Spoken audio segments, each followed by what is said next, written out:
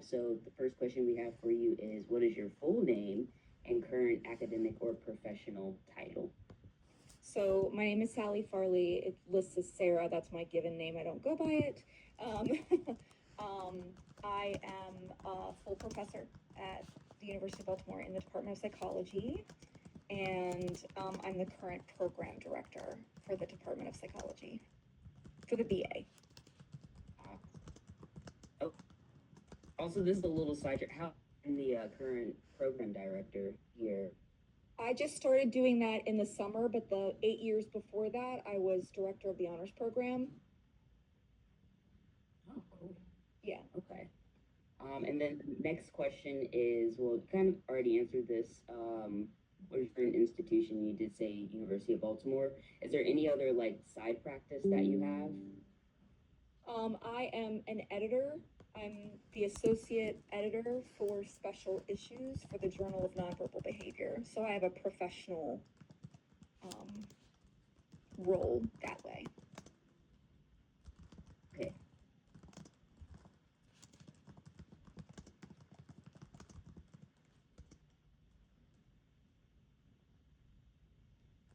I'm not sure if it's my.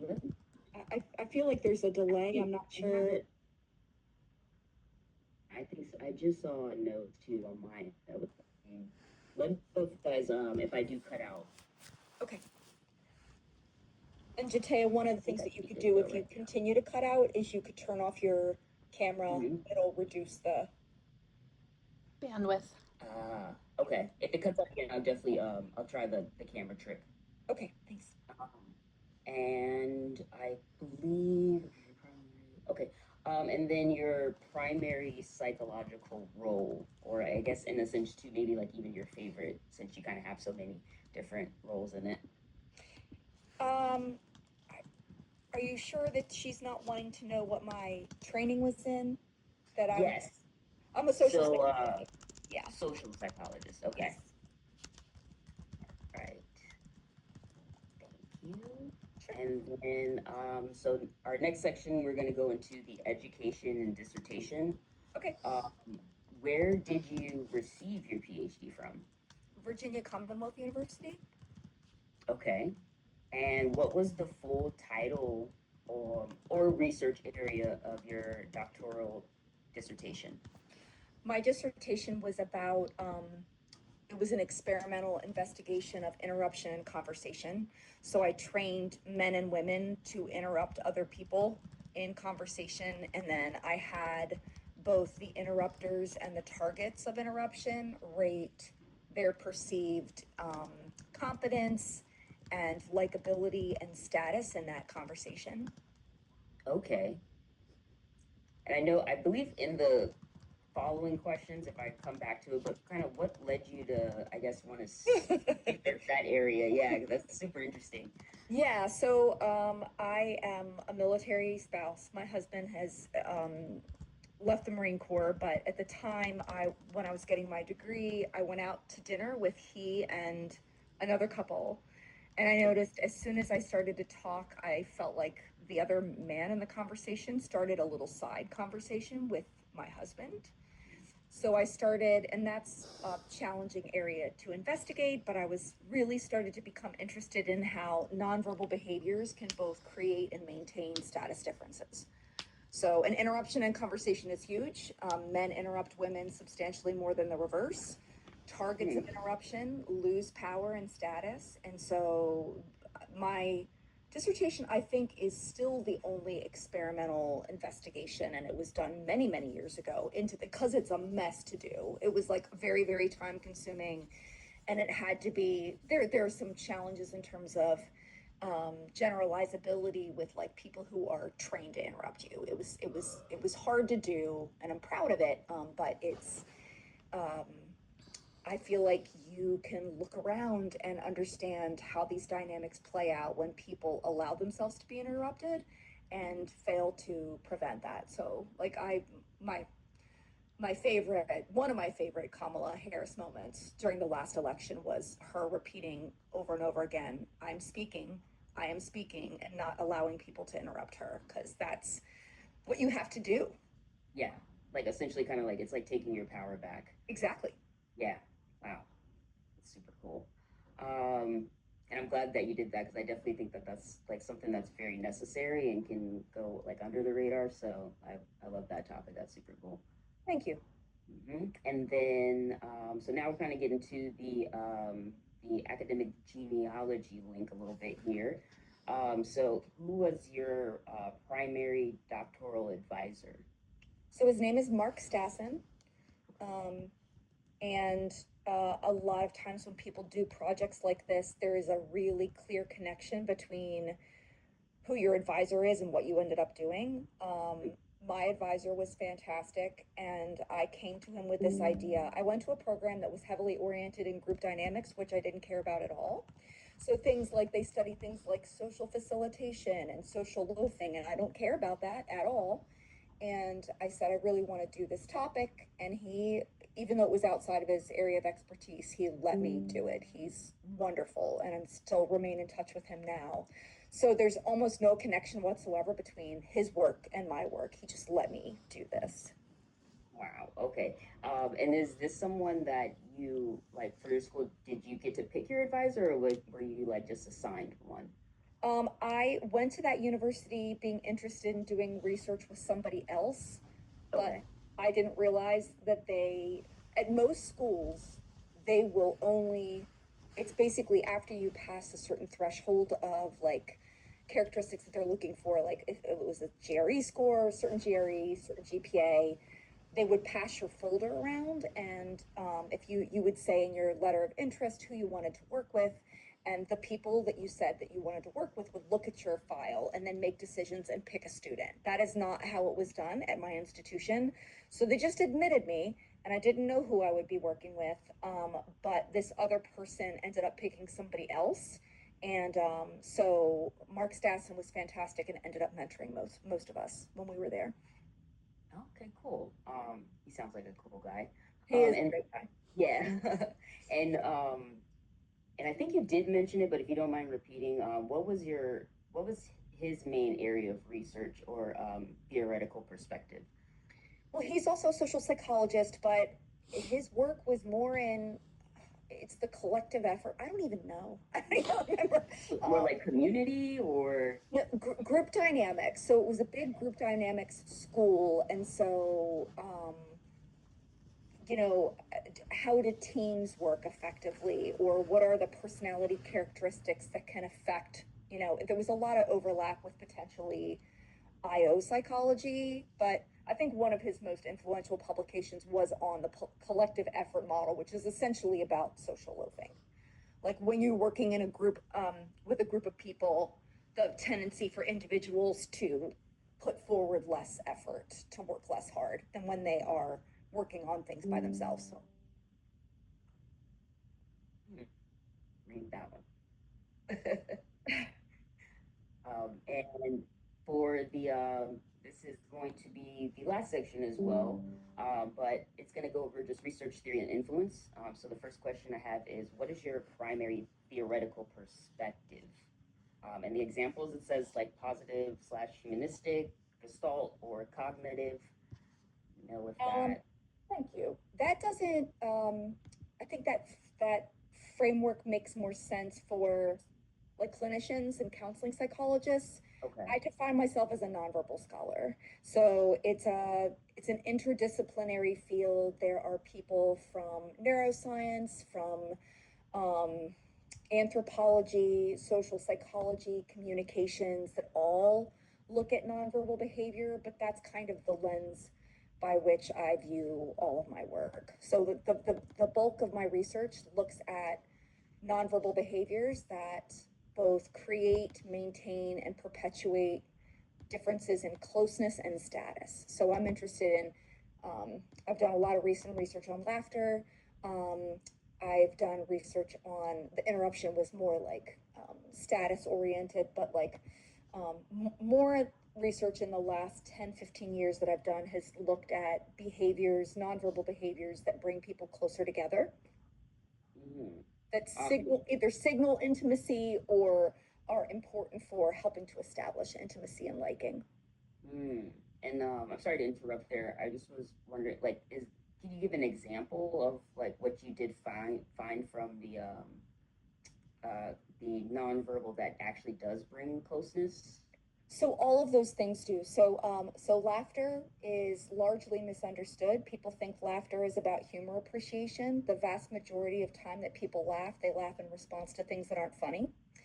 So laughter is more often a signal of affiliation. We laugh with people that we're closer with. So like imagine a circumstance where, and this is easy for me to do, I have a colleague I dislike greatly. Whenever this person laughs in a group setting, it doesn't matter if whatever was said was funny. I don't laugh. And looking looking at that example from the outside perspective, it made me realize like, oh, this is about so much more than like it's not about communicating what you think is funny. It's about showing people that you connect with what they're saying. So people are much more likely to laugh with in-group members. um, yes, it's sometimes about stuff that's funny, but the empirical work shows that people laugh um, as a sign of social bonding and affiliation. I'm also studying a gesture in which people put their hand kind of over the center of their heart. That is a gesture that is evoked in situations where people feel profoundly moved.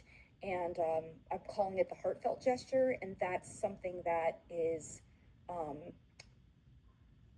basically a way to signal to somebody else that you're so profoundly moved or grateful for something that they did or said. Mm, wow. Okay, I love that, especially around like laughing and laughter. Um, I laugh a lot.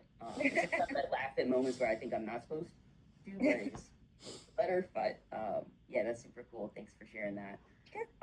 Then research. So I guess you kind of spoke on this. So what are your main areas of research or professional? Um, and I know you've been talking about the nonverbal and things like that. Is there any other things that you have, or any list of publications or significant contributions that you've made to what you've been studying? Yeah, so I would say I'm also interested in social influence tactics. So there's some interesting research on something called the feel free to say no effect, which is the tendency if you ask somebody a question, like you ask them for a favor and you say feel free to say no, they're significantly more likely to comply, ironically, because you are altering their sense of freedom, and ironically they end up feeling more trapped to do it. So that's something, a little subtle thing that I did. I published a paper with 309 students based on that tactic.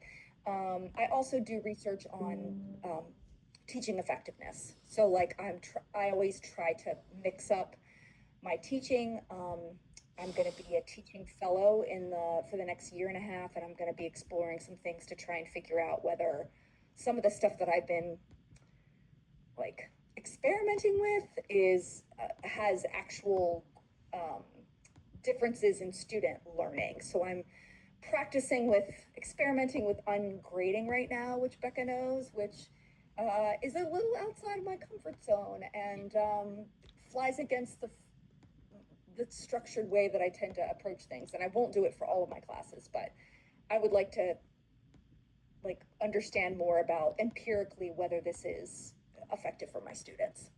I see. And so essentially too, you haven't really been able to kind of gauge right now what is the best way.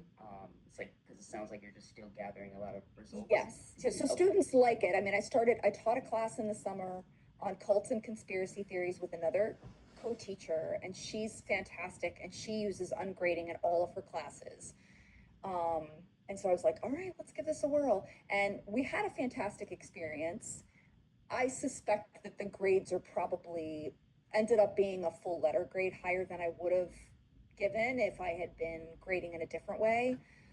But I also don't know if grades are an accurate gauge of student learning. So that's what I'm trying to figure out. And the course went fantastically well, partly because of who was involved in the class. Like there were just wonderful students electing to take it in the summer, um, even at their own potential expense. So, and a lot of honor students. So there were great students, and great students always make great classes. So but that's one thing I'm looking into. And in terms of important publications, I mean, um, Deb Carson, who the two of you might have, she and I published a paper in 2022 on laughter. Um, we are revising a paper right now on laughter. There's stuff that you can find my stuff. If you look at my ResearchGate, you can get access to any publications that you might be interested in. But the one of the papers that I am feel like I'm going to look back on and be most proud of, I'm in the process of finishing now. It is 5 different studies, and it's another paper on the heartfelt gesture that I want to like kind of put a stake in the ground, saying like this is what we think this means, and to provide substantial evidence about what we think. Yeah, that's super. I love that.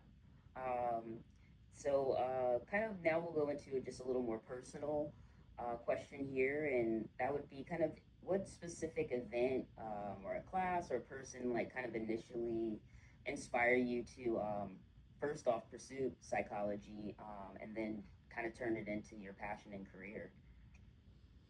Well, I can think of 2 things. The first is I got my master's at East Carolina University in general experimental psychology because I kind of couldn't figure out what field I wanted to pursue. I was really interested in comparative psychology, which is like animal behavior, and counseling and social. And I tried to put my feet into getting experience in all of those areas to figure out what would feel the best. And I remember having a moment with somebody I was her teaching assistant, and she said to me, she's like, "Can you think about anything cooler than teaching everybody about what we learned from Milgram's studies?" And I was like, "You know what? I can't. Actually, I think that's really, really important, and I think that there's still a good bit of controversy over that work, and 110% would fight for arguing that that work we would never be as knowledgeable as we are about some of the problems in human nature if he hadn't done that study." Mm. So that was big. And then just, being that situation, that dinner, this poor guy who ended up finding out after the fact that I created my dissertation topic out of his dinner. I feel like that's been a strength of mine too, that I have tried to pay attention to stuff going on in the world and leveraged what I observe into real research questions.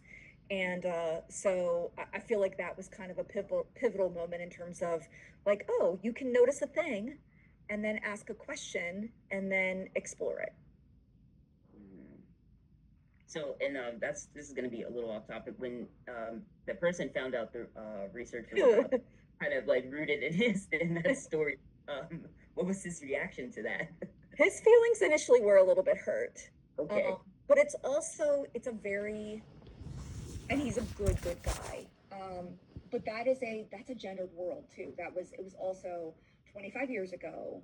I mean, when I was, so my husband was at Quantico when I was getting my PhD, and I would get these alerts from time to time that like, the general's wife would like you to come to a thing at 2 o'clock on a Thursday so that you can learn about professional etiquette. And I was like, I'm gonna be doing some important stuff then. I'm not gonna go to the general's tea. So just this whole like, and the military, I think, to its credit, has changed a great deal with women in the military and additional changes. But that's what it was like then. It was really like you were going to be in a supportive role for your spouse, and academics have a lot of challenges in getting jobs, and it was going to be a big bit of tension between us as to like where we were going to end up going. Like he was going to have to get stationed at a different location every few years, and that would have been incompatible with me having a professional career in my area. So and then because we decided we wanted to have children, he also thought like he didn't want to be on deployment when we were raising kids. So Well, I love that you did that too, and I think it's can be very eye opening as well, even if it does hurt to find out about it. And then I guess this will probably be looks like the last question. Any other awesome facts you would love people to know about you that they don't know already? I don't know what people do know about me. um, I mean, I love this population. I have taught students. I taught at Mary Washington College. I taught at VCU. I've taught at Albright College. I love UB students for all of the many reasons, because of their diverse life experiences, because often they've decided this is the time they're going to go back and really focus. Um, I love where I am. I that's all I guess I would want to say is that I feel really privileged to be at UB and to work with the students that we have. I could do without administrators from time to time, but I really love the students. That's awesome. Especially too, this is I recently transferred over to the school, so this is my first semester here, and that is one thing that definitely stands out to me is the professors here and just how dedicated I can feel that they like really care about the students here and the environment. So definitely appreciate you being and also like enjoying to teach us. Yes.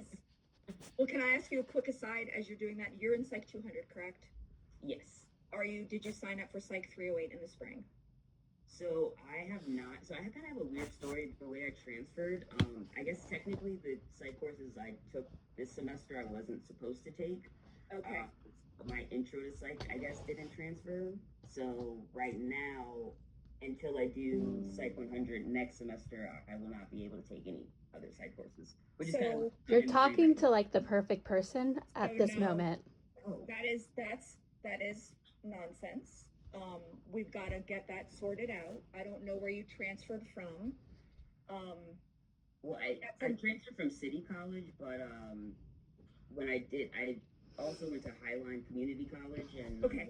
Washington State, and I think that is where they were saying I only got half of the credit and not the full credit that transferred. So There is a transfer reevaluation form that you should complete. That